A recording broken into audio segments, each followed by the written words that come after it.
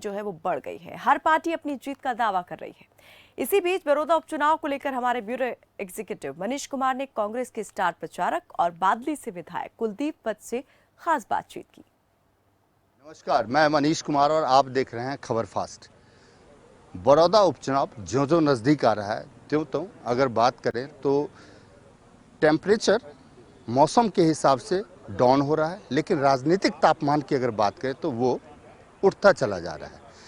कांग्रेस अपनी सीट को खोना नहीं चाहती है, भारतीय जनता पार्टी सीट पे कब्जा करना चाहती है। आखिरकार क्या होगा स्थिति, हमारे साथ अभी कांग्रेस के स्टार प्रचारक और बादली से विधायक कुलदीप वत्स हैं और उनसे जानेंगे कि आखिरकार कांग्रेस की रणनीति क्या है।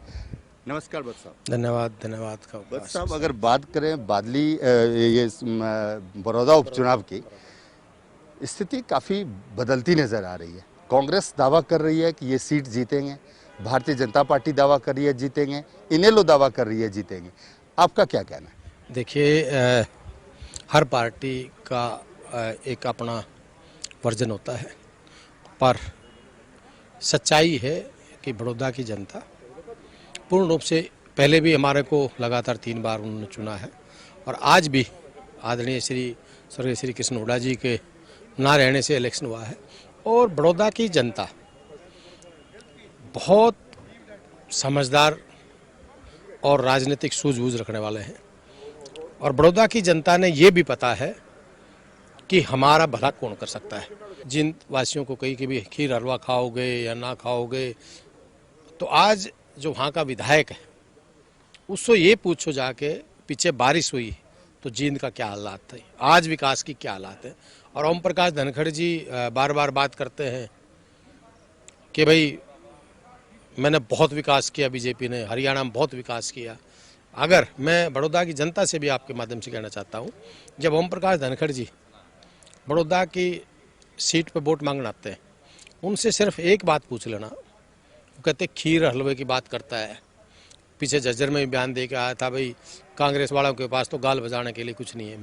मैं पूछना चाहता हूँ, 5 साल तक मंत्री रहे, ताकतवर मंत्री रहे, बादली में एक काम गिनवा दे, एक कोई ईंट लगाई हो, एक कोई रोड बनाया हो, एक कोई इंस्टीट्यूट बनाया हो, कोई एक एजेंसी, कोई एक फैक्ट्री लगाई हो, कोई कॉलेज बनाया हो, कोई मेडिकल कॉलेज बनाया हो।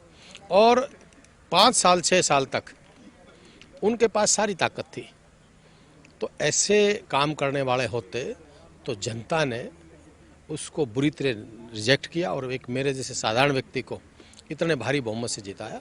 तो ओम प्रकाश धनखड़ को लोगों ने समझ लिया, ये बीजेपी गवर्नमेंट किसान विरोधी है, मजदूर विरोधी है।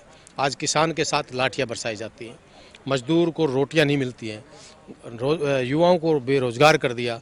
तो ये किस बात की वोट मांगने के लिए आ रहे हैं? भाजपा कहती है हम विकास के नाम पर मुद्दों पर लड़ेंगे। कांग्रेस के पास जो 10 साल में हमने काम किए वो मुद्दे भी हमारे पास हैं। कांग्रेस ने 10 साल में जो हुड्डा साहब की गवर्नमेंट थी जो रोजगार दिए वो भी हमारे पास हैं।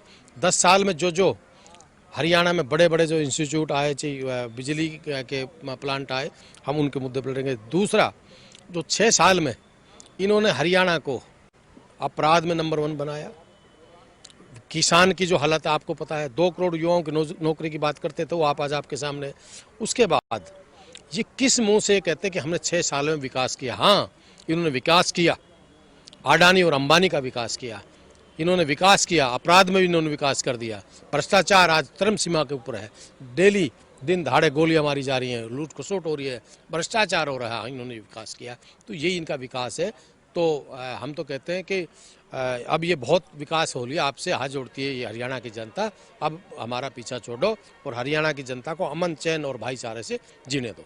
जादू तो जनता करेगी। दूसरा, मैं बड़ौदा की सीट एक निर्णायक मोड़ लेगी हरियाणा की राजनीति का। आज कांग्रेस के विधायक बिल्कुल खुश हैं, हम विपक्ष में बैठ के अच्छी भूमिका निभा रहे हैं और मजबूती से लोगों की आवाज़ को उठा रहे हैं। पर जेजेपी और बीजेपी के विधायक, हम नहीं कहते, समय आने पर वो खुद इस गवर्नमेंट को गिराने का काम करेंगे, हमने कुछ नहीं लेना है। क्योंकि एक विधायक चेयरमैनी नहीं ली, उन्होंने कहा कि भी किसानों के साथ अन्याय हो रहा है। कुछ इनके विधायक बेचारे ऐसे हैं जिनका दम घुटा पड़ा है, वो बोल नहीं पा रहे हैं। कोई चेयरमैन के चक्कर में, कोई मंत्री के चक्कर में। पर जो विधायक आज बीजेपी और जेजेपी के जिनका इतना दम घुट रहा है, हम तो साथी हैं, हम सब साथ बैठते हैं, हमें पता है। आप देखना बड़ौदा के इलेक्शन के बाद हकीकत में हरियाणा की दिशा भी बदलेगी और हरियाणा की फिजा भी बदलेगी। तो दरअसल ये हमारे साथ स्टार प्रचारक कुलदीप वत्स से, और इन्होंने कहा कि वाकई में ये जो बड़ौदा उपचुनाव की सीट है, अगर कांग्रेस जीतती है तो इसका असर जो है वो चंडीगढ़ में देखने को मिलेगा। भले ही आज सत्ता की चाबी कोई और ही क्यों ना अपने पास रखा हो। अश्विनी कुमार के साथ मनीष कुमार, खबर फास्ट, बड़ौदा।